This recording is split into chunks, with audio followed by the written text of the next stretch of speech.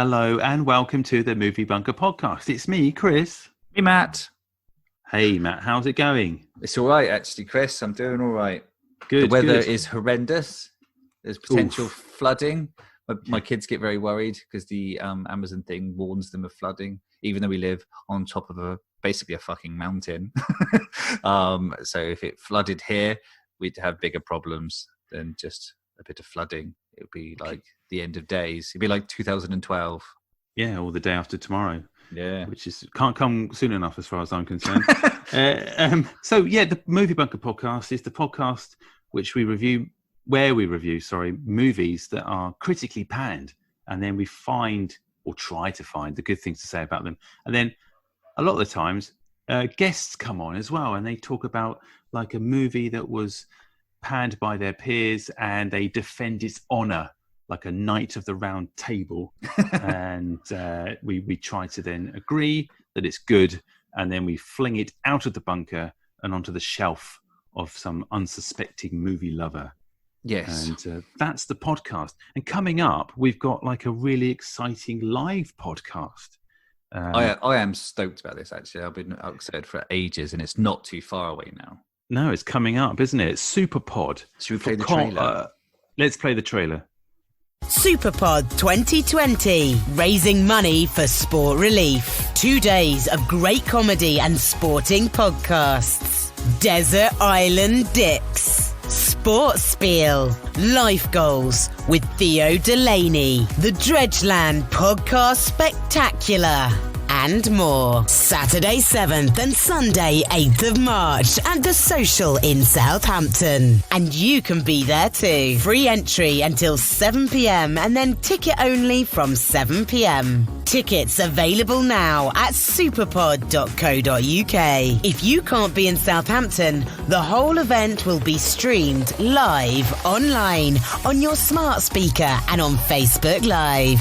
Find SuperPod UK on Facebook, Twitter and Instagram, and use the hashtag SuperPod2020. For more information, visit superpod.co.uk. So that's the trailer. Sorry, go on. Sorry, I like the way you give it a gap there. Yeah. We don't need to do that, really. I do it for courtesy. So it's for, sport relief, as you heard the lovely lady say, and we're proud to be part of that. We're playing, I said that last time, we're on the Sunday, the 8th of March, between 3 and 4 p.m. at The Social, which is in Southampton City, if you're from Southampton. Which I think is prime Sunday podcast time, wasn't it? It's like, you're like, if you're sat around, not watching the rugby, unfortunately. Yeah. Well, the good thing is, as the lady says, I'll keep referring to the lady. I don't know what her name is, but she sounds professional enough on the air. She sounds robotic, to be fair. Yeah.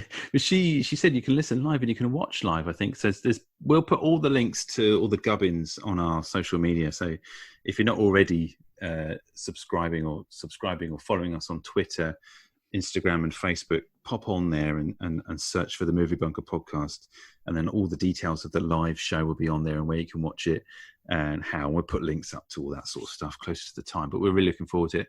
As it's in the aid of sport relief, we're going to look at choosing a crappy sports film, aren't we? We are, yeah. So we've had some suggestions. We've had Rocky 5, I think, was a suggestion.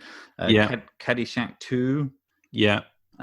Tin Cup, I think.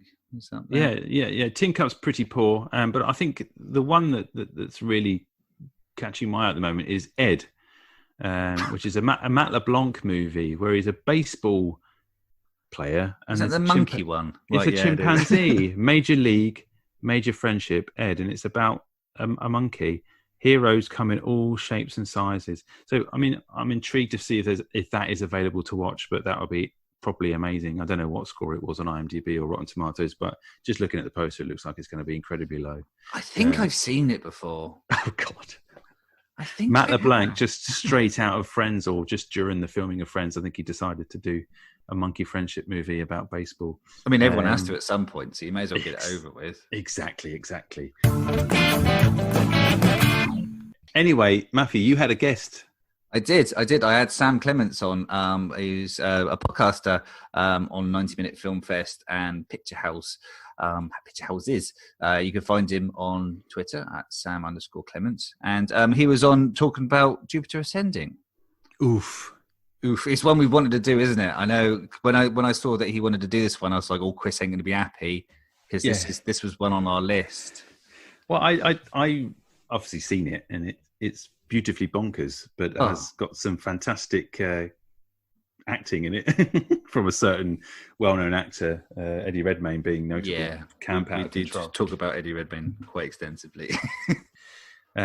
After the interview, Matt, we're going to have a little chat about Razzies. Razzies, yeah, it's Razzie's time of the year. They're doing a weird thing this year where they're sort of announcing the nominations before even knowing when the award ceremony is going to be. So we're going to talk about who the nominations are. Well, I think last year we meant to do this, but we kind of missed the boat. But I just really wanted to capture this because this is kind of right up our street. This is our thing. Yeah, we should be invited. Fuck the Oscars. So anyway, after the interview is all that, but now here's the interview. Today, I'm with Sam Clements. Hi, Sam. Hello. Thanks for having me. No problem. Today, obviously, we're going to talk about Jupiter Ascending, your film of choice for the bunker. But before we get into that, can you tell us a little bit about yourself and what you do? Of course. So I'm a podcaster, I guess, if that's a thing. Can people be podcasters now? I hope so. I'm a podcaster by choice. I've been podcasting for about 11 years now. Started a cinema podcast for a cinema chain called Pitch House Cinemas, where I am gainfully employed, and I've been doing that ever since. But then in my spare time, I've also thought one podcast wasn't enough. So I started another podcast called the 90 Minutes or Less Film Fest, which is a celebration of films under 90 minutes long, which is the correct film runtime. Yes. For anybody who doesn't know, it's definitely my favorite film runtime and something I always like to sort of mention if I'm reviewing a movie or talking about a film with friends. And it was only 90 minutes. What a joy. So I thought, I love this so much. Maybe now I should do a podcast about it. And then this Christmas I went insane and I did another podcast called The Holiday Season, which I think is probably of interest maybe to you, Matt, because it is a podcast all about the holiday, which on release didn't get great reviews. Yes. But it's a film I truly love, and I love so much I made a 6-part series all about it. Wow. And do your other podcasts know that you're cheating on them with the other podcasts? Most of them are in my... So I'm very lucky that my wife is also a bit of a podcast anorak, and together we make the 90 Minutes or Less Film Fest and the Holiday Season. And I think that's just because throughout a lot of our relationship, I've been editing a podcast or recording a podcast or making a podcast.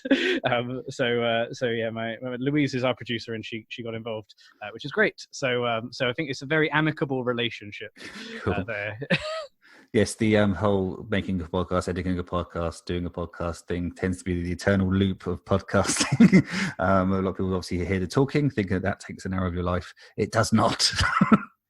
Exactly. It's all of the... I guess it depends what your podcast is about. If your podcast is about just talking into a microphone, that's probably all you need to do. But if it's about a subject or something, preparation is usually needed. And watching films, so that's just time, isn't it? That's a lot of time that goes into those hour-long chats. That's cool. So where did your love of film start? Is there a particular moment you can remember, or is it something that just sort of grew over time? I think it started in school. Well, I don't know. I guess everybody watches films when they're a kid. But I never thought I'd do anything, I don't know, hobby-based or professionally based around cinema. I always thought I'd be an artist. Wasn't that a nice thing to think? I'll be an artist. Yeah. I studied art in GCSE, and I think I was getting okay grades. That might have been the why I was thinking, yeah, I'll be an artist. I've got an A. So I did a lot of art all the way, through to my GCSE stuff, and then when I went to sixth form, I had to take some other subjects because I couldn't just do art at sixth form, and that's when I took film studies and media studies, which are essentially the same thing, but I thought it would be an easy way to get some grades. And then through doing film studies and media studies, I really, really got into cinema, and I thought actually it's really hard to make a living being an artist, and it might be slightly easier if I did something film related. And just thinking like, I don't know, maybe I will I don't do anything, like sell tickets to movies, or maybe I'll make a movie. I don't know. I just like wanted to be around film. I think it got me at that point when I was like 17 or 18, and I started to buy all the films you should have seen, like The Godfather and Goodfellas on DVD, and then I just started like binge watching films at home. And did that, and then I went to university, to lovely Southampton Solent University, studied film, met some amazing people, and yeah, I just think like that was when I was like really properly getting into film and thinking about what could I do there. So I think it was a later love of film, but something I've been hooked on ever since. Brilliant. Yep. That's it's a very familiar story, actually. Yeah, I myself went also to art college after getting a good GCSE grade and thought, how could I fail to be an artist with these grades? But then realised that it took actually quite a lot of hard work and dedication. It wasn't something that someone walked along and looked at your drawing and went, yep, that's brilliant, you're signed. If only my teacher was also my employer. I think she liked my work. Cool. And as always, I like to ask these questions. Have you seen a film recently, or not so recently, which you're really looking forward to, but ended up being slightly disappointing or very disappointing? I was sort of hoping your question would just be, have you seen a film recently? On which I could have gone, yes. There's no yes or no questions on podcasts. What's that about? I did. I saw, well, I don't know. So new films, I've been really hyped because we're in award season right now and everything is getting amazing reviews. So I've been really excited for like everything. And I have been disappointed by a couple of films, but I haven't like hated them. They just haven't been the 5-star experience that The Guardian told me it would be. It's just been like, all right. So I saw David Copperfield yesterday by Armando Iannucci. It stars Dev Patel and some really brilliant people in it. And I was so excited. The trailer is so good. The news stories, it premiered at the London Film Festival and all that great stuff. And the trailer makes me laugh every time I see it. And I've seen it a lot because it's been trailered in front of everything at the cinema for weeks and weeks and weeks. And I sort of, was so amped for the movie, and I went along and I thought it was okay. It was fine, but it wasn't the belly laugh sort of thing the trailer promised. And I didn't quite see why it got the 5-star reviews. Like, it's decent, it's good. So I think on Letterboxd I gave it like a 3.5, a pleasant Sunday afternoon film. But it's not going to change your life. So I was a bit disappointed by that, but it isn't a stinker. It's a good movie. Which is kind of a funny one. Over Christmas, though, I did do some catching up on some old movies, which is what I love to do over Christmas. I get a big pile of DVDs and Blu-rays and things of films that I should have seen, or people feel they're in the canon. They're films that are out there, people know. So I watched My Fair Lady because I like a musical, and it was awful. Such a terrible, terrible film. And I was so excited. I bought a posh Blu-ray 60th anniversary edition from FOP. And it wasn't cheap, but it was like, it's all right. It's been restored. It's this great film, and it's got a great cast. Audrey Hepburn in there, but it's really bad. The gender politics are really awful. The songs are terrible. Audrey Hepburn's doing a Cockney English accent because she's a flower, Eliza Doolittle flower girl who's based around Covent Garden, and I thought that was really grating. And this guy just keeps her prisoner and is mean to her for 2.5 hours, and then they fall in love. So yeah, hugely that was a genuine disappointment by that. I thought it would be, this is going to be a 5-star musical experience. I can see why. I think it got nominated for, it was one of those films that got nominated for every Oscar at the time it was released. It's like a proper classic, isn't it? It's considered. I mean, I actually admit I've never seen it, but it is considered to be like, a proper classic. I can understand why that would be disappointing if you absolutely loathed every single part of it. Because it was so long as well, and I'm a person who likes a film under 90 minutes. So when I saw the runtime, I think it was maybe close to 3 hours. Which is quite a long runtime, and it just didn't warrant it. So a little bit disappointed, and it may be blasphemy. Maybe at the time it was hugely rated, but I don't think it's held up very well. Sadly, 60 years on, which is it's a shame because it's not nice to be mean to the classics, but yeah, that was a personal disappointment, and for my also a waste of money. Didn't need to buy that posh Blu-ray. You could try and maybe pass it back on eBay or something. Obviously, don't put your take it back own to review on it. Is that okay? Excuse me, Fop. This film was supposed to be good. I was led to believe this film would be very good, and I was disappointed.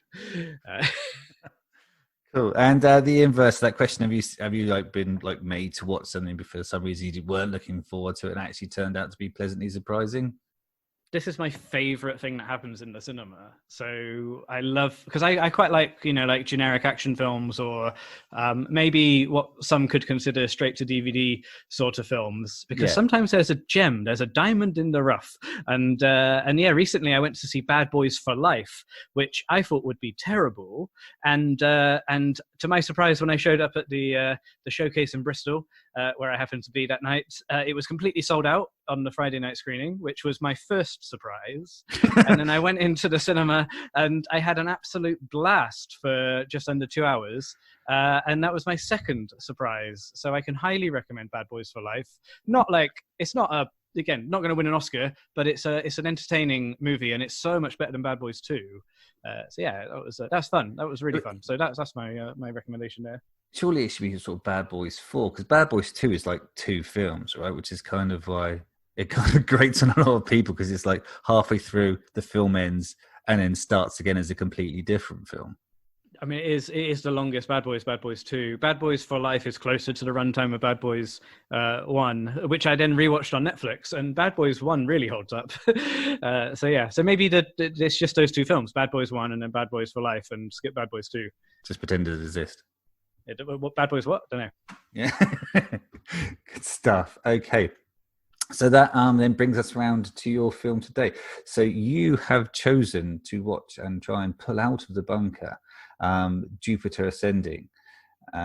Surprisingly for you, it's a 2 hour 7 minute runtime.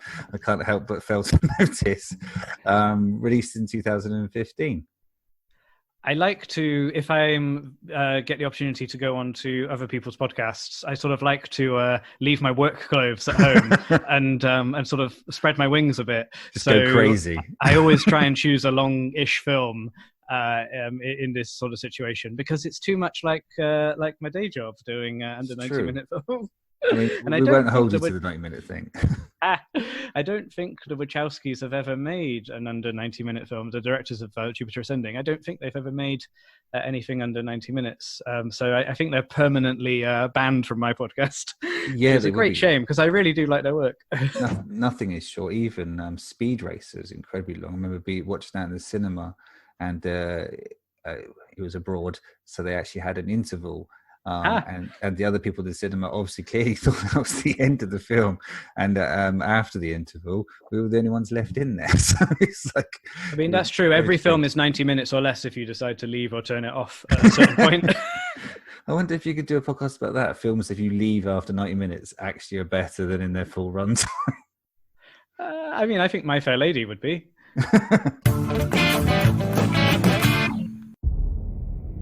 You've been taught that the birthplace of the human race is Earth, but it's not. Do you know what this will do to people when they find out the truth? I don't think that most people would want to know the truth. I do. Your planet was seeded by brass axe industries roughly 100,000 years ago. It's one of the most powerful dynasties in the universe. There are 3 primary heirs. The oldest is Belem. He's the one that controls this planet and wants you dead. I am telling you, I am nobody. You are royalty. What about the girl? Still alive. Bring her to me.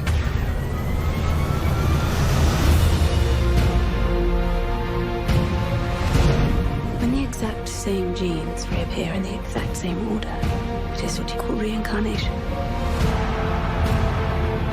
Majesty's life is going to change, if she wants it to. I'm still the same me. Right now, Belem owns the title to Earth. Once you claim it, the Earth will belong to you. I will harvest that planet tomorrow before I let her take it from me.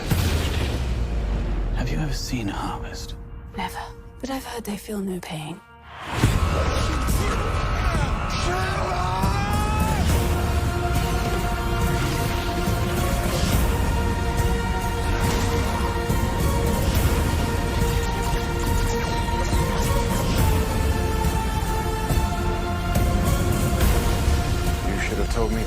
about why you wanted her. That planet belongs to me. Not anymore. Your Majesty, I have more in common with a dog than I have with you. I love dogs. I've always loved dogs. Here we go.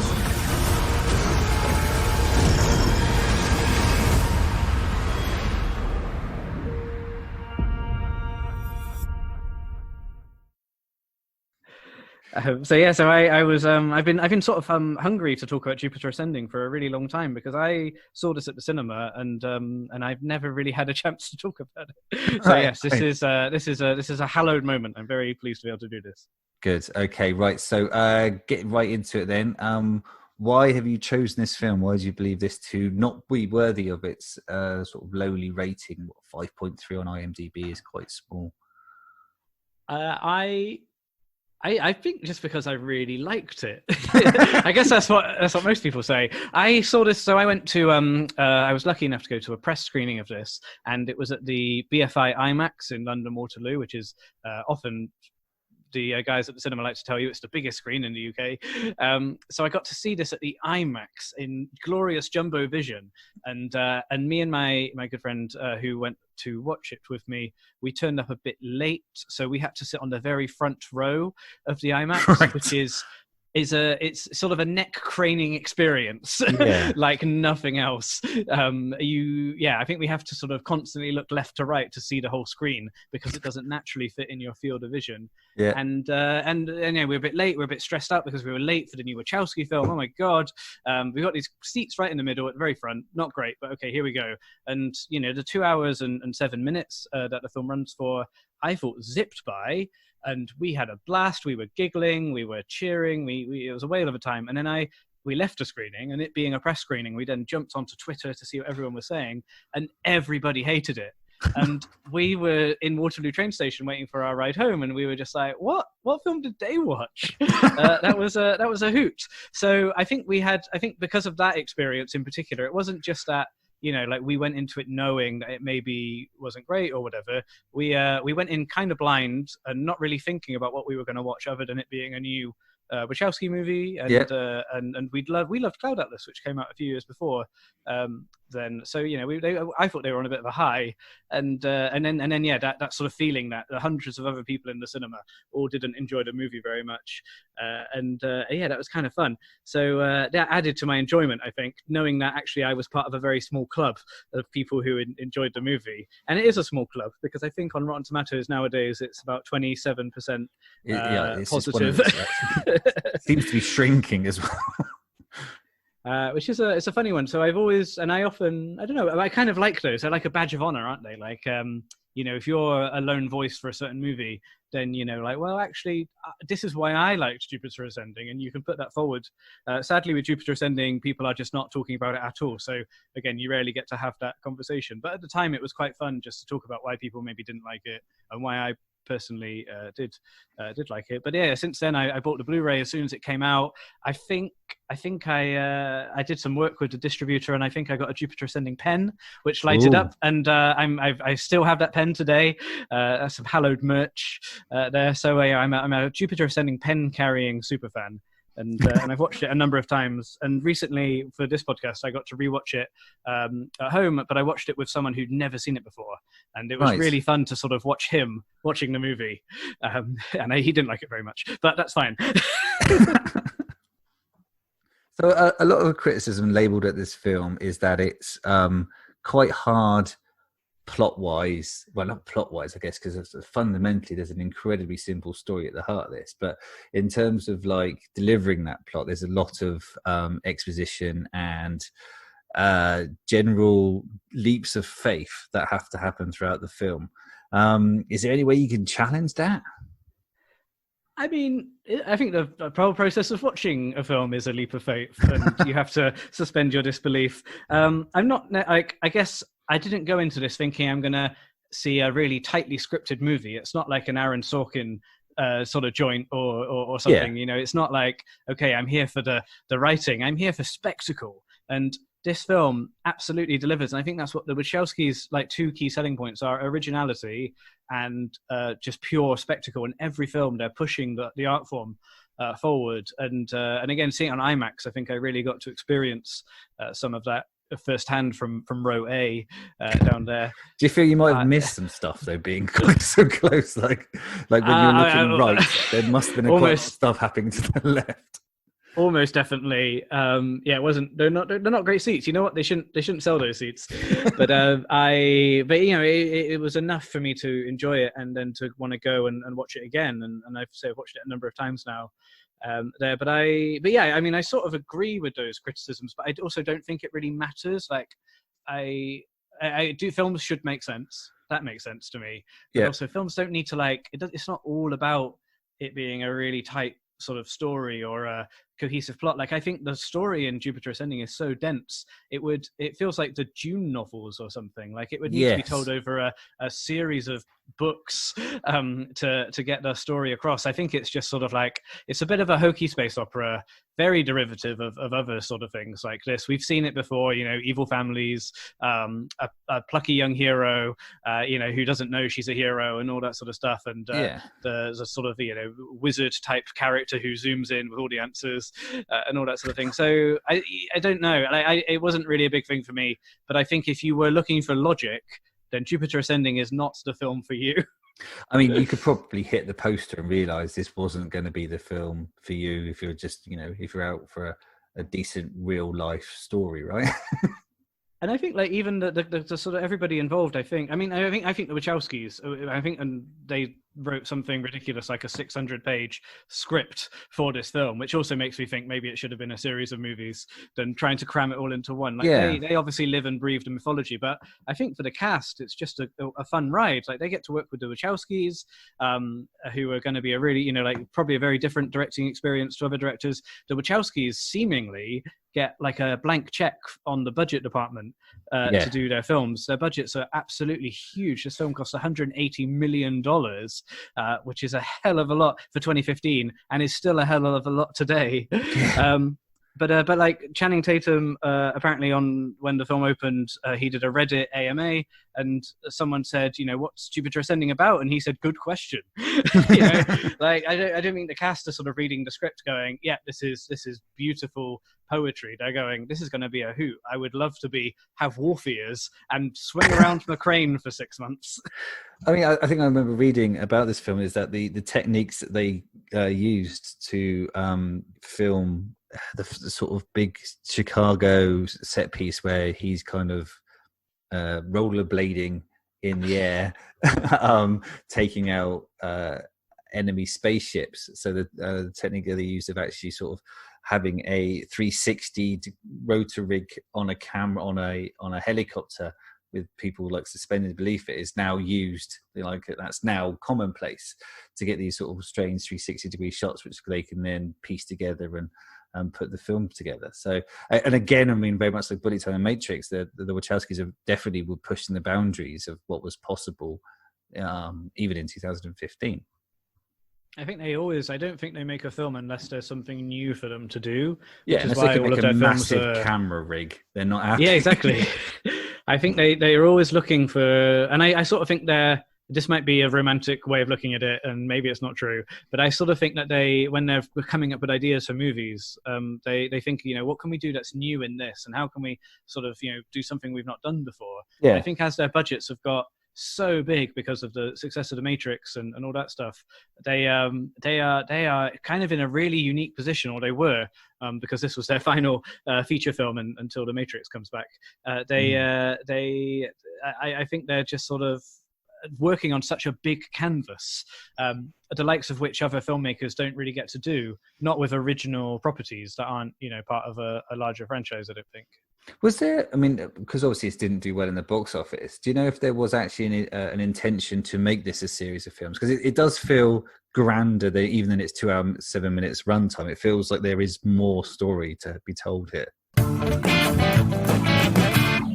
I think what happened, the film definitely got delayed by 6 or 9 months, maybe. It was quite a major delay, which isn't a good sign for a movie. No. Which I think was for reshoots and also for cutting out a lot of stuff, because I think originally the film ran a lot longer than it did. So I wonder if the original version of this actually maybe felt a bit more complete than the version we have now. Not that I don't feel like this one is complete, but I feel like some things are very hurried, and maybe a longer version was needed just to actually build up the universe a bit more there. But I guess we'll never know, because they've never done a director's cut, or there are some deleted scenes on the Blu-ray, but they're not. I did watch them. They're not great. There's a reason, right? And I guess I don't think the Wachowskis have ever done a director's extended cut of anything, because I think what they put out, they have final cut on their films. I think what they put out is actually the director's cut. So I don't know. I'd love more. For me, though, it feels like this film is already about 3 films worth of plot. I think you could really easily split this story up into, like a trilogy, and it feels like Star Wars is also one of the sort of touchstones of their influence for this movie anyway. So it feels like it maybe should have just been a trilogy of films, but doing the same story just in a bit more detail, maybe a bit better. Yeah, I recently went on the was it the Harry Potter studio tour, and I can't remember which of the directors of one of the films. It was for the Goblet of Fire, and he was in one of the little TV screens, sat there going that the studio wanted the film to be made the book to be made into 2 films, and he's like, we can't do that. There's a lot of incident in the book, but there isn't a lot of story in the book. So it needs to be one film. We could lose incident. We shouldn't lose story, and we can't stretch the story. It feels like this film is the exact opposite of that. There is so much story crammed in it. It could be like 10 films. And then there's only a couple of incidents that kind of break up this huge, long story that we seem to be sort of being pulled through. I don't hate this film, that's for sure. It when I'm watching it, it does, like you say, it touches on a few films that you kind of known and loved or hated for, because for me it's very much got a very much of a Flash Gordon feel to it, in terms of that sort of like grandiose spectacle. It's not going dark and dour. It's bright and vibrant. The designs of the sort of spaceships and palaces and costume design and everything like that is something to behold. And I imagine, like you say, if your first foray into this world is on the front row of an IMAX having this stuff pursed into your eyeballs, then that probably explains a lot for your love of this film. Yeah, absolutely. And I think just because at the time, I mean, even now it's the same, but at the time, a lot of the big studio tentpoles were, there was a lot of great stuff, but it was all very samey. Like, I think there was a lot of Marvel and DC types of films there. And I think this was the year that, was it the year that Force Awakens opened, maybe? Later in the year. Right. Before this. So it was before Star Wars, but since then we've had a steady stream of Star Wars sci-fi. And it just felt kind of totally different to anything else that was on this scale being released like this in IMAX, and with these big stars, all that sort of stuff. So I sort of gave it extra points, I think, just for kind of how original it was and kind of how bananas it was. I feel like maybe some of the sort of larger IPs are protected by very sensible people who don't let the crazy kind of rise up. But I think with the Wachowskis, it's like, they're the Wachowskis. We can't say no. Sure, Sean Bean plays a bee. That's fine. And he doesn't die. Doesn't die. I think the film makes a reference to it when they get to the end. Doesn't he say something like, you made it or something? It's sort of like a very knowing Sean Bean sort of line. Yeah, no, it's good. And we should support these films. I mean, like, if a friend of the podcast, Kragos, actually pointed out once when we were not being particularly kind to Valerian, is that you have to support these films, because if they aim high and they fell horribly, or they aim high and they fell a little bit, is at least they aimed. They tried to be something different. They didn't just get the cookie cutter out and then make another movie and do a fair to middling amount of money out of it. They try and they fail, and they should be applauded for doing so. Absolutely. Actually, Valerian has very major Jupiter Ascending vibes. Yes, it's incredibly similar when you're watching it. It's kind of hard not to try and merge the two if you've watched them too close together. I do have some questions that you may have announced as a fan of the films. What is it with the bees and and her? Is there? What was the? I seem to have missed something, and in my mind, I remember the scene with the bees and her, and I can't remember why those two things are relevant. Matt, this is very simple. Bees can sense royalty. That's it. That's all there is to it. The Wachowskis say it very clearly. Okay, so it's just like a thing. It's like, look, royal. Didn't you know that bees can sense royalty? I didn't. I think you have to go into the film. The Wachowskis made this film with the understanding that the audiences who would go to watch it knew that fact. That is just a fact. So the Wachowskis have capitalized on the sort of hive mind of civilization, knowing that bees can sense royalty. At least that's what Sean Bean says in the movie. So does Sean Bean's character have the bees in an attempt to, check everyone that comes to his house to see if they're royalty or not? Or is it just a happy coincidence? So I think because Sean Bean has been spliced with a bee, Sean Bean's character is a splice, who are humans who've been genetically modified for some reason with one particular animal, and a lot of the splices, they're all spliced with different animals. There, but Sean Bean is called Stinger, and believe it or not, he is spliced with a bee. If you had the ability to splice a human being with another animal, would the bee be your first choice? I mean, obviously, Kane Wise is spliced with a wolf, right? Or is he just a lichen kind of guy? So he's spliced with a wolf. Would you not pick something else, like a bear?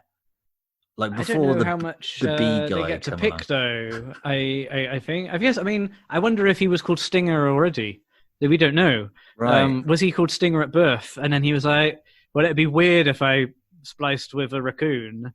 Better go for the bee. So I don't know. Was his parents, did he come from a long line of bees and his parents then spliced him with a bee? There's a lot of unanswered questions here, which is why I think we needed that extra long cut to the original version. But no, I just think, I wonder if the Wachowskis are just thinking, well, we need something to say that she's actually queen of the whole universe, the Mila Kunis character, Jupiter. And well, bees, they have queens, right? So why don't we use that? I mean, now you say it out loud, I feel stupid for not realizing this in the first place.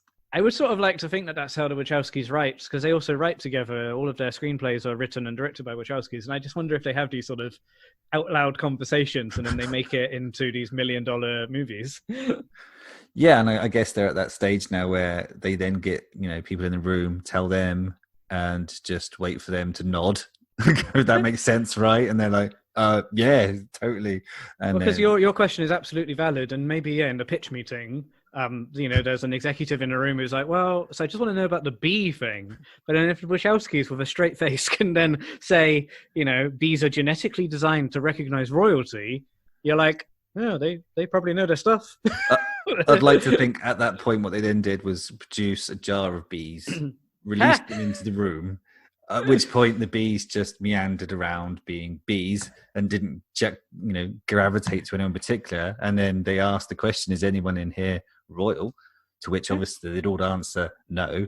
And then they could go, see, the bees know, because they didn't go towards you in a big flock. Had you all been royal, or one of you been royal, then it would have been exactly like we depicted on screen. I think yeah, like they also, like, Sean Bean's character is he's an alien effectively living on Earth, incognito as Stinger in his shack. So maybe Earth bees are like, they can just talk to him because he's a big space bee. Maybe there's a common bee language. Yeah, they just gravitate, because his house is full of bees, which is weird. They're just kind of hanging out, having a chat. I think that is exactly what the Wachowskis thought. The other thing I also sticks in mind is right at the beginning, she goes to sell her eggs to buy money for a telescope because she's born for space. and then like she gets kind of like the people in the clinic aren't they're not doctors, they're aliens, and they're going to kill her. Were they just waiting? I mean, is it genetically this person's used to genetic reincarnation?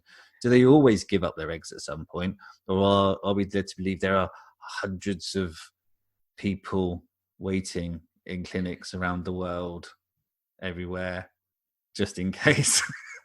Well, I think you need to go with the film on some of this stuff. So, what happens? Jupiter Jones, which is Mila Kunis's character. Her family. She lives in a big family, and they all seem to live in one house. They're clearly, sort of quite low down on the poverty rung, and they don't have a lot of cash. They have a family cleaning business, cleaning rich people's houses, and I guess there's a couple of like the uncle and the cousin seem to be quite wheeler dealer characters at the head of the family who are trying to sort of make money at any cost. And the cousin suggests that she should sell her own eggs, so she can then get a third of the payment from the cousin, which is sort of not really dealt with, but it sort of gives you a picture, I guess, that the family are not very nice to Jupiter. But Jupiter is, she's queen of the universe, so she's quite noble. But at that point in the film, all she wants to do is buy a telescope, which just happens to be about $5,000 on eBay. So I guess she doesn't put up much of an argument. It's a weird note.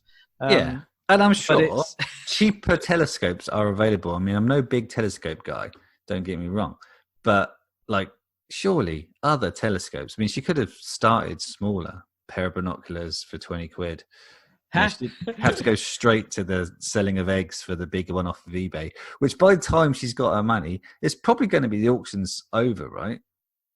Well, I mean, we don't know. We don't know how quick the cash transfer is going to be or how long the auction has left. Maybe it was just sort of, it's so overpriced and it's a buy it now. No one's ever going to actually pay that much money. But it's very similar to the one that her dad, James Darcy, had at the beginning of the film. So she's okay with it.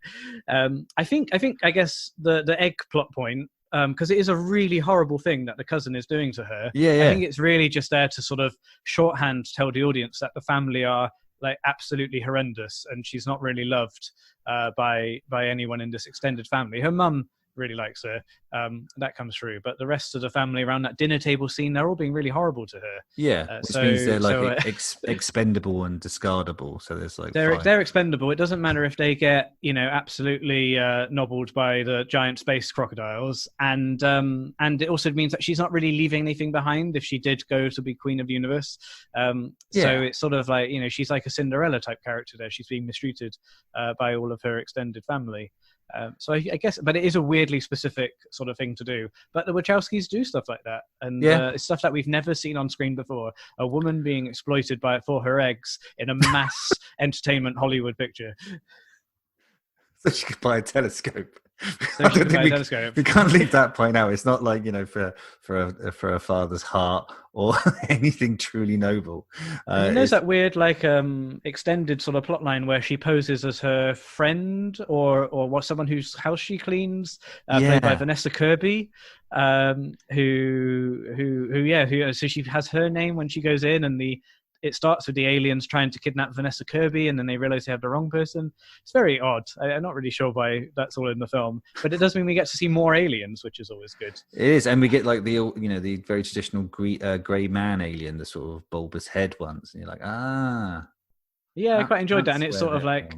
Yeah, exactly. The Wachowskis are saying, there's a big universe out there, but the grey sort of big-headed fellas, they're sort of the ones that are used to spying because they can change shape and they can go invisible and all that sort of stuff. And that's maybe why people on Earth have seen that type of alien before. Yeah, not the bee type of alien, the Sean Bean type bee alien. Yeah, who looks remarkably human despite being half bee. I think they say half there. We don't see any bee-like traits from him, but maybe if he takes his t-shirt off, he has like a really fluffy. That's true, actually. Yeah, because Channing Tatum is supposed to be playing an albino wolf type character, and he has pointy ears. It's quite a subtle splice there, and wing holes. Yeah, well, that's different. So the whilst you're spliced with an animal, I think it's like a sign of rank if you have wings. Right, so it's not part of the splicing. It's not. I don't think the alien scientists are like, you're going to be just like a wolf. You have pointy ears and some wings. I think picture of the wolf.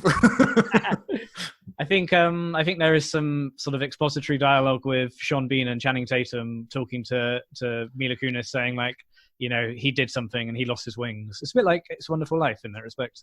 Yeah. Apart from no one's ringing a bell. So I did read for the plaudits of this film. It has been sort of grabbed as a alternative sort of feminist action icon. What's been labelled at sort of female action icons in the past is that they're just male action icons. They just happen to be female. They're just, you know, performing the same role. They're just basically Arnold Schwarzenegger running around, but it's a woman. Whereas in this, the sort of her heroine character deals with situations in a feminine way and you know, dealing with empathy and stuff like that, rather than just, you know, suddenly remembering they're a ninja assassin and can kick people in the face quite a bit. So that was, after reading that, I sort of thought about the film. It's like, actually, that is true. It is quite a unique lead character in that respect. And it's also like, I guess she is flung into situations which are very much sort of issues that women throughout the whole of history have had to deal with, like being married off, you know, to someone who doesn't really have her best interests in the front of her mind, and that comes up a fair bit in the film, how she just sort of gets passed around these awful siblings, the Abrasics family, who own the universe, it seems, and are only interested in grinding up humans to have the elixir of life. When you say it out loud, it sounds very reasonable. There, but yeah, no, I think she. I do think the Wachowskis are good at writing all sorts of characters, but I think they do have a particularly good angle on female characters. Yeah, and yeah, I mean, I'm not sure if like it's not full of sort of, you know, standout moments like that, but I just think like generally running through it, they're doing a pretty good job with the Jupiter character in the movie, and actually giving her a reason and a good motivation for this story. Just reading through the trivia for the film here on IMDb, one that jumps out is that Mila Kunis' character Jupiter Jones asks 105 questions in the film. You would though, wouldn't you? You start the film cleaning toilets in Chicago, and then you end up being queen of the universe. I'd have some questions. Oh yeah, I think 105 is the barest minimum you could get away with in terms of going from any job. Like, let's just face it, it's not even have to be a toilet cleaner. That's kind of irrelevant at this point. From that to suddenly realizing aliens are real. One of the aliens trying to kill you whilst you're trying to give away your eggs. Another alien coming in on sky rollerblades and pulling you away from that, flying through the air, then meeting a family of people and some dragons. There's some dragons with wings knocking about as well. Finding a half man, half bee who tells you then Queen of the Universe. And then, you know, trying to get married off to one of those weird people that you met earlier, finding out that all they do is crush people to make a youth elixir. I think 105 questions is quite reserved. That was a very good plot summary as well. There's a lot of plot in this film. Say you could easily, like for the first 15 minutes of this film, make another film out of the points that are raised here. Just the backstory on quite a lot of it. I would watch that. I would enjoy it. I'm glad you mentioned the space dragons. I was referring to them as crocodiles, but you're right. They are probably, because they are dragons. They have wings. I quite like those as villains. Again, like that's a great Wachowski device. Like they just need henchmen. They could be goons. They could be stormtrooper types. But no, they're hugely complicated CGI, giant, like double the size of people, dragons that talk. And there's not just like one of them. There's a whole army of them. And the money it must have gone into sort of animating those, all of these things, which are effectively elaborate henchmen. I really, really love. It is good. We can't go the whole entire interview about this film without talking about Eddie Redmayne and his character in this. Could you bring up a few points to maybe describe him in this film?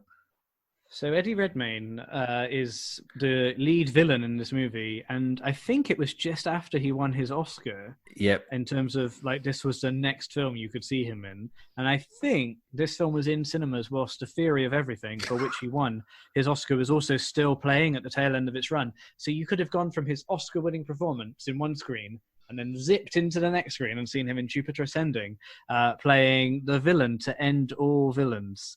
It's really, really something. So he is the lead evil sibling in the Abraxas family.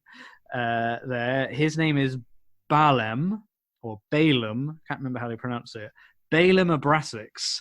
Oh, and he's got an evil. Well, he's got a brother played by Douglas Booth and a sister played by Tuppence Middleton. And the story of the film is, it's a bit like Goldilocks and the Three Bears. She gets passed around these three bears and ends up Eddie Redmayne, who's the big bad. And he is, I think he thinks he's giving his sort of Marlon Brando, Apocalypse Now, sort of thing. Like, I'm really going to do it. I'm going to put on a voice. Oh yeah, he's acting. I'm going to act. I'm going to be a villain. I don't know if Eddie Redmayne had previously played a villain, but I think I think a lot of actors enjoy doing the villain. And I think he was like, okay, I'm gonna become an iconic villain. I get to really, really, really act. I had to do lots of subtle acting in Theory of Everything. And now I'm just going to let loose. and he's got this weird affectation with his voice where he says a lot of things quiet and then the odd word loud. And it reminds me of a line in The Simpsons where I think Krusty the Clown's like, you said the loud part quiet and the quiet part loud. and he does that a lot. So he'll sort of murmur really quietly in this weirdly affected voice to all of his henchmen, and then just the odd word, he'll shout, and he'll do his like Royal Shakespeare Company sort of thing, like spitting and everything. And he's doing all of this whilst being totally topless, wearing like a leather cape and some leather trousers, and lounging on a space like sofa, which has little hover legs, and it really is something to behold. I mean, not just Eddie Redmayne's character in this. I mean, I think if, Sofaland wanted to bring out a new range, like there is top class lounging in this film. Like every time she walks to a room, there's someone else lounging in a new and fantastical way. But yeah, Eddie Redmayne just absolutely chews it up. He's King Lounger. He's King Lounger. He can't be any more loungy. It was just like, and it's a really funny one. I'm actually a bit disappointed with Eddie Redmayne though, because I quite like this film, and I've heard Eddie Redmayne in other interviews when interviewers think they've snookered him because they're going to bring up Jupiter Ascending. He's always quite dismissive of it. I'm like, well, Eddie, no, you're acting your socks off, mate. You should own it. You should absolutely own it. This is the best you've ever done. I wasn't a big fan on your disappointed questions front, films questions front. I wasn't a big fan of Theory of Everything. So if I had just seen that, I would say that would be a disappointment. Whereas this, I had no expectations and I had a blast. I also like the way that Eddie Redmayne doesn't actually look at anyone directly in this film.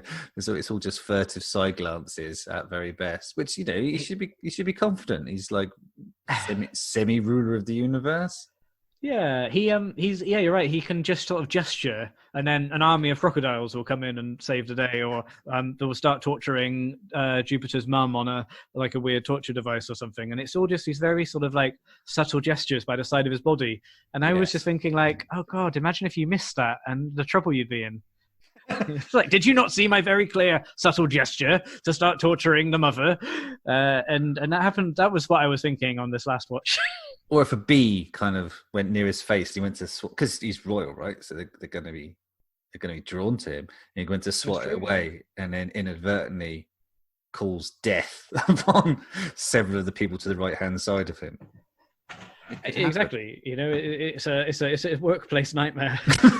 all that sort of stuff. David Gass had his health and safety posters up. Eddie Redmayne has the distinct air of in this film of never being with any of the other actors in real life, because he's always in his own little throne room. There are some scenes with Mila Kunis, I guess, but largely the action takes place with him sort of just in his own sort of like CGI creation. So I do wonder if he sort of just filmed his bits quickly after doing Theory of Everything. I guess a lot of the time he'd have just been sat there staring at tennis balls on sticks and wondering why no one was applauding heartily to his softest loud. Maybe that's why he did it. It was just like, well, he's the only one on stage, so he's like, I got to really deliver. I got to do a lot of acting. Just taking my shirt off isn't enough. I really need to go for it. But I think it sort of works. I mean, what's nice is that it's sort of a unique villain. We haven't seen a villain quite like him, and we haven't seen one since quite like that. He's not doing sort of a typical villain performance. No, definitely not. No, that's something you wouldn't recognise directly off the bat as being Mr. Villain. That's for sure. Any final thoughts? Any final selling points to try and save the film from Bunker-geddon into staying in the bunker? I mean, I think we've sold the film very well with the plot description. I guess there's two key things that we've missed. One is the incredible music from Michael Giacchino. Yes. Who has gone on to do music for things like Jurassic World, Doctor Strange, Rogue One, and he's got a whole body of Pixar work behind him and all that great stuff. But he's done 2 Wachowski films. He also did Speed Racer, and I think his scores are really, really inventive. He's a great musician, and I love that he's turned in a proper sort of like suite to work alongside the space opera. I listened to the soundtrack quite a lot on Spotify, and I'd highly recommend it. I had a very fun evening watching Michael Giacchino in concert once, and he was doing like his greatest hits basically. Yeah. And it was me and my friend who also saw the film at the IMAX together. We were like, well, he'll play some great music. He's a good guy. There's no way he'll do Jupiter Ascending. And he did 2 tracks from Jupiter Ascending, and we went insane. It was so good, so exciting. There. So, I'm glad that he likes the film enough to put it into his live concerts. Yeah, I mean, when you like the sort of production value, the score and the special effects, there is nothing wrong with that in this film at all. There's no one that could go into this and say that looks awful or that sounds bad, because it just simply would not be true. It's perfectly presented, the whole thing. You're right, from the production design to the costumes. So many costumes, so many. Yeah. It feels like old Star Wars with like loads of extras just wearing weird stuff, and I really like that. But in here, it's not weird stuff. It's beautifully tailored, really ornate. Like the costume budget must have been half of the spending on this film. There. So that's one thing, Giacchino, and my other thing is Douglas Booth's space orgy. Like that character. So he's the indulgent younger brother who's sort of living life large, very extravagant, and it just introduces his character at one point in a space orgy. That's the only way to describe it. He is naked with loads of naked other people, and they're in this sort of like zero gravity bubble, having a lovely time, and they get rudely interrupted so the story can carry on at some point. But again, it's like the Wachowskis have thought, when they were writing, how do we have to introduce this character? I think his name is Titus. We have to introduce Titus. Titus is indulgent. How do we tell the audience? Space orgy. Not just a regular orgy. We could do that, but we're the Wachowskis. We have a blank check. What would a space orgy look like? Can we do a 0G orgy scene? And they do. And they put it into a 12A rated picture. Yes, it's a wall-mounted 0G space orgy, right? So it's like full on. As you walk in, there's no privacy. You can see everybody. It's like I think on his hedonistic sort of ship, because that's Titus. This classic Titus. That's just what they do. Everybody walks around naked and they have a space orgy. So it was quite. I mean, I did not expect to see 0G orgy scene in this movie, and there it was, right there in IMAX. Yeah, well, another reason why I imagine that was a massive selling point for you. That should probably be on the poster. Features 0G space orgy. Yeah, not enough is said about it. I mean, it is a really inventive sex scene, and the Wachowskis have tried sex scenes in the past. Some done very well in Bound, and some done not very well in Matrix Revolutions, or is it Matrix Reloaded? It's one of the Matrix sequels. There's a terrible sex scene in Reloaded, that between Neo and Trinity. Yeah. So I feel like this is them going, okay, we couldn't put a sex scene in Speed Racer. I don't think there's a sex scene in Cloud Atlas, but Jupiter Ascending, we're going to make up for the Matrix Reloaded sex scene. That's we're going to do it properly. Sweaty drum scene, right? Yeah, it's not. It is quite sweaty. Sweaty and drummy. There's like it keeps getting. Someone's in the party, they're having sex. Someone's in the party. I think it's a classic. Yeah, it's that classic cross-cutting between Yeah. something else. So when the song ends and everybody cheers, that's the end of the sex scene. But it's one of those weird sex scenes where the other thing looks more sexy than the sex bit. It's like, oh, that's weird. That's strange. I don't think Keanu, on a massive tangent, I don't think Keanu is very good at sex scenes, full stop. Like, he's more of a, he's like an action man, isn't he? So, I don't know, I don't really buy it. He feels more like a utensil than a person. I do imagine him being completely smooth down below. Not that I've thought about that much before. Anyway, moving swiftly on then. Okay, I think we probably now due to send there. And as guests, we always give them the leeway, so we will allow Jupiter Ascending out of the bunker, free to roam the world and teach people about how to splice man and bee together. So it is free in the world. It's taught us something hugely valuable in that bees consent's royalty. So if a bee comes and stings you, that's a good thing. Yes, indeed. Cool. Okay. Well, thank you very much for your time today, Sam. Can you tell us where to find you online? I'm often found on Twitter. You can find me at Sam_Clements. Sam Clements was taken, and annoyingly, the guy's an egg. He doesn't use it, but he's got it. So I've got the underscore, which is cool. I take it as a sign of when they're gonna pull back the eggs at some point, and so you just can't. I heard this, but I haven't been able to claim my Sam egg. It's a great shame. But you can also find me on the at 90 minutes at 90 Min Film Fest Twitter account, which is the account for our 90 minutes or less film festival podcast. Or if you just go onto your podcatcher, which you're probably listening to this on, and search for 90 Minute Film Fest, then please do and have a listen. It's a real passion project, so it's always nice when people download it and have a listen. Brilliant. Thank you very much for your time today, Sam, and have a good day. Cool. Thanks, Matt. Oh, great chat, Matt. Yep. Sam Clements has a real love for the film. This much was true and clear. That came through for it. So it's nice speaking to someone that actually really does care about the film. Yeah. So that was nice. That means I don't have to rewatch it again to do the review, which I'm disappointed. I might just watch it for fun. It's entirely worth watching because it is fucking insane. There is no two ways about it. And we drilled into it obviously in the interview a bit. But there's various bits of it which make literally no sense at all. And I know science fiction films don't need to make sense, but once you look at them under a magnifying glass, it's just nuts. But it's pretty to look at. There's no denying that. Yeah.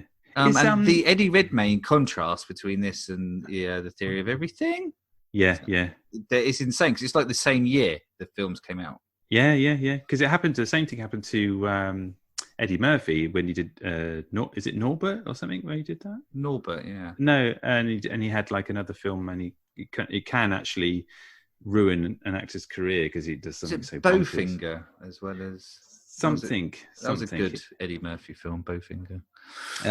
But is Sean Bean? Is he made of bees or is he? What is he like a? No, he's splice. He's a splice. He's half bee. But with no obvious bee-like elements. I always imagine that his penis is just a stinger. Because the other guy's like half wolf, right? And he's got like little pointy ears and kind of feral looking. Whereas you looking at Sean Bean and going, Sean Bean, and and you're looking at him going, where is the splicey part of it? But I can only imagine it's mostly tucked into his underpants. Well, he just takes his trousers down. He's got stripy, black and yellow stripy legs or something. Yeah, like fluffy, like a big fluffy midriff. Yeah, he said, you never saw that comment, did you?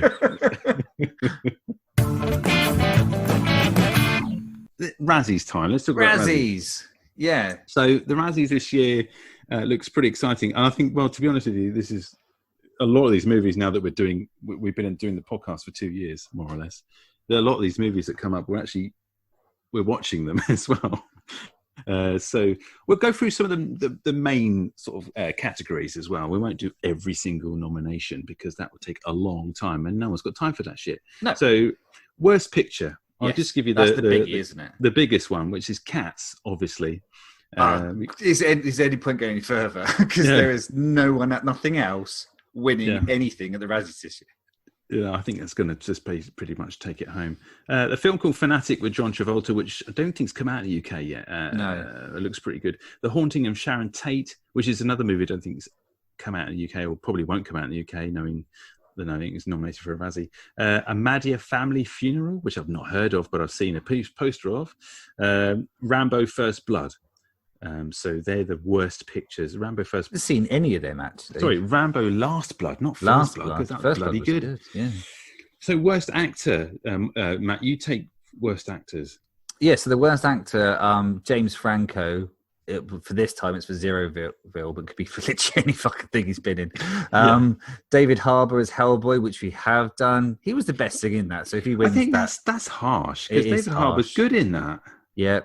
Matthew McConaughey in Serenity. That's one you wanted to do, didn't you? You had that one on the list. Yes, it is. Yes, still available. Sylvester Stallone for Rambo: Last Blood. Again, that might be a bit tricky because he's playing Rambo. I mean, what do you want from him? And John Travolta from The Fanatic and Trading Paint as Moose and Samurai. So yeah, John Travolta, no stranger to a Razzie. John Travolta. No, he's well. Basically, I think he does it for the Razzies, doesn't he, old John? Worst actress, you got Hilary Duff for The Haunting of Sharon Tate, as we mentioned earlier on. Anne Hathaway for The Hustle and Serenity. The Hustle being one of our favourite movies of the year. Francesca Hayward for Cats, which I think is a bit mean because I think that was her breakout role. So that's a bit harsh considering she was a newcomer to films. It's like an introducing Francesca Hayward. Become while they're coming up, right? Tyler Perry for The Madea Family Funeral and Rebel Wilson for The Hustle, which is again a bit harsh because she's just been Rebel Wilson. Yeah, I mean, obviously we had the whole discussion on the Hustle podcast about The Hustle. I think is a little unfair for that film. Okay, so we'll skip worst supporting actor and actress. Yeah, the other things. Worst prequel, remake, rip-off, or squeakle? Sequel? Squeakle? Well, weirdly, it was the Chipmunks was the squeakle. They did a squeakle, didn't they? That's correct. Yeah. I think this is a new category for them, I believe. So the worst remake. So what have we got on that one? Now, this is weird, right? Considering the previous nominations for Anne Hathaway and Rebel Wilson for The Hustle, and I believe, was it in the thingy book? No, it wasn't. But it's not in here, which you'd think as a rip-off remake, then it would be like nailed on in this category. Doesn't feature. You got Dark Phoenix, which I still haven't seen, and I'm a big X-Men fan, so that's basically all the reviews have put me off that. So I'm quite looking forward to watching that because I'm pretty sure I'll be horribly disappointed because I normally now, because there used to be a time where I used to watch a film that was horribly panned and generally would be like, actually it wasn't as bad as they say, and would enjoy it. But now, because I've had that, I've double bluffed myself into thinking this was horribly panned, it can't be that bad. And then it actually turns out to be actually correctly fucking awful. Does that make sense? It makes perfect sense to me. I'm not sure about the listeners, but it's fine. I'm used to your babbling. What's the... So yeah, Dark Phoenix, Godzilla, King of the Monsters. Not seen it. Want to see that? Hellboy, we have seen. It isn't a great remake. Madea Family Funeral. No idea what that's a remake from. Rambo: Last Blood, which obviously is in the sequels section of that. Yeah, it makes sense. Worst reckless disregard for human life and public property, which is a new category for 2019. So Dragged Across Concrete was one of these movies that was supposed to be quite gritty and a little bit critically acclaimed last year. Yeah. I've not seen it. You got The Haunting of Sharon Tate. I'm obviously not sure what goes on there. Hellboy. Yeah, there's obviously lots of destruction of property there because they go around killing a lot of London. Joker, which has caused a lot of controversy because obviously Joker is one of the standout movies of last year. It's nominated for a Razzie. Rambo: Last Blood as well. They've got another category which I just want to touch on because I thought it was quite interesting, which is the Razzie Redeemer Award. Yeah, I saw this is previous losers or Razzie winners rather that have redeemed themselves with follow-up films that are good. So you've got Eddie Murphy, who did the Dolomite Is My Name movie on the Netflix movie, which I want to try and catch because apparently it's supposed to be very good and dripping with with nostalgia and things like It's that. interesting that Kenny Reeves is on here as well for John Wick and Toy Story 4 because he's redeemed himself many years ago for whatever film. I mean, like he has done some stinkers, but like John Wick since John Wick 1 has been brilliant. Yeah. Adam Sandler, Uncut Gems. That film is fucking tense. It's too much for me, man. I sat and watched it with Gemma, the wife, and it was crazy. I don't understand a lot of what was going on. I just thought 2 hours shouting and bad decisions. Well, it reminded me of a couple of things that when I've sent emails and I've done stuff in work, and I thought this is getting worse. How do I get myself out of this? Oh dear! When you click send and you try to unsend. I never try and unsend. Just own that shit. Don't. Yeah, well, I've done that a few times. Jennifer Lopez for Hustlers, because apparently she's a standout in that movie. Yeah. Will Smith for Aladdin. He was all right in it. The CGI wasn't great in that, so I think that film's fine. But I mean, anyone but bloody Guy Ritchie is not really got a dab hand on. He's not very good at directing like big set piece dance routines. I don't know how I feel about the whole Disney live action remakey stuff. I'm not sure. We talked about this in one of our best top five films to maybe do. I think so. The Little Mermaid's coming. That's cast and ready for shooting. Bambi's coming. Oh, isn't there an internet outpour because it's not a white girl in Little Mermaid? Oh, for fuck's sake! Yeah, there was a fucking. I mean, I think Melissa McCarthy's playing Ursula, and she's not an octopus. So I mean, fuck, Jesus Christ. Yeah, I mean the octopuses are beside themselves with that one. Yeah, it's utterly ridiculous. But they're doing Bambi, and then there's another one they're doing. Cuttlefish appropriation. Yeah, Jesus Christ. Tangled is the other one they're looking to do, which is weird. Well, that's just Rapunzel. Yeah, so they're confused. So they're doing all of the films, basically. Yeah, we did actually point out, I think, in our top 5 that it was only a matter of time before they're all done.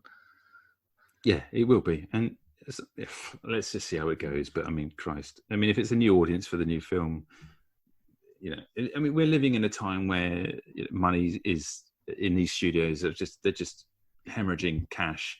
They just want to spend it and make more money. And I guess, the art form of some of those old Disney movies is probably dated and isn't necessarily going to bring new audiences, I suppose. Yeah. And people are wanting new and exciting things to look at. So it seems inevitable. The big behemoth that is Disney. I wonder if it's cheaper than making CGI movies these days. Because I guess you've got all these properties. You either make sequels, which they did. I mean, for most of the Disney films, there are several cheaply made sequels or cartoon series, so they kind of shot themselves in the proverbial foot for making the sequels. So their only chances to remake them, and you can't just remake the cartoon. That feels fucking insane. So they've obviously hit upon this strategy of tapping into a quality shy generation where they're like, I don't want to watch Aladdin because it's only a 2D hand drawn cartoon. Mostly, there are some CGI elements actually in. Aladdin. I think it was one of the first ones to do that. And literally just quite remorselessly taking our cash. I mean, The Lion King was an almost 1-for-1 remake. It was entirely shot for shot, wasn't it? Yeah, entirely pointless. Okay, so there's the Razzies. Just before we I'm not going. Razzie, I'm just saying, it's Cats. Cats 9. Cats is the winner. Cats is one at all. Every category that Cats is in there. Worst director, Tom Hooper. Cats gonna win it. Worst picture, Cats gonna win it. Worst actor, no one from Cats in it. That could be anybody. Worst actress, Francesca Hayward. That'd be harsh. There was one. Worst screen combo: Jason Derulo and his CGI neutered bulge. The other one as well was John Travolta and any screenplay he accepts. And Cats actually got a nomination for any 2 half feline, half human hairballs. So, Cats is going to sweep the board, I fear. And thus making me more excited to see it. Yeah, I know. It's a strange thing. It's like we're doing that Flix Watcher podcast and you sent me a link with I could pick any film I wanted from Netflix. The only caveat was when it hasn't been done before, and they actually put in the email that they want us to pick something good because it makes for an interesting chat, which I think is slightly barbed towards our podcast. But then I was going through the list because you sent me a nice list, a well-ordered list of films, and I was going through it and just drawn horribly, like inexplicably moth to a flame to the shit films. There's a real, like, it took me like a force of will to start looking at good films and going, I could review that. I could watch and review that. Yeah. Well, I thought, Matthew, there's a bit where there's a little thing where you could filter. I was thinking, oh, there's a filter. You can go worst to bad. I was instantly drawn to the filter. So anyway, that's the Razzmatazz. And what we'll do is we'll, obviously, when the winners are announced, which is imminent, I think is in about 2 or 3 weeks' time, we'll probably just do another chat about the winners and it'll be no surprises. So if you want to support the podcast, please do so by rating us and leaving a lovely review and downloading and subscribing and all that jazz. Yeah, or suggesting sports films for our live podcast. That'd be nice. Yes. Or any questions. Maybe we haven't decided what the format's going to be for the live show yet, but we might have some questions and answers and stuff like that from you if you want to do that and have your name read out on live on air and bits and bobs. We could do a little quiz or something. I don't know. But if you've got anything you want to share with us, give us a buzz. I'm not on the phone, but write us a line. Here's my number. 07. So I guess until the next podcast arrives, auf Wiedersehen. Auf Wiedersehen. Cheerio. Bye. Arrivederci. What's that? You could just play the whole thing of The Hills Are Alive, aren't you? The Sound of Music, where they do that. So long, farewell, have we to say goodbye? Yep, or you could just carry on singing it until I fade you out.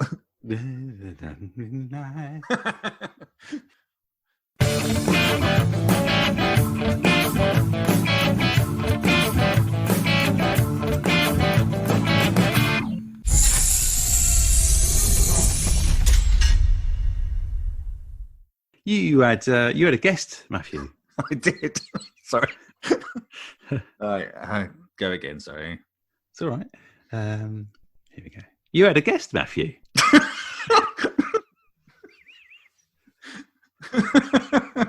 All right, just go get out. That's fine. I'm happy with that now. Because I did a little bit higher in the voice there, wasn't it? It was the squeak where I knew you were laughing too. That made you go, hey, you had a guest. Yeah. So, you had a guest, Matthew. That was Inception. Worse. That was worse because that was slower and clearly trying not to. So try to at a normal speed for me, please.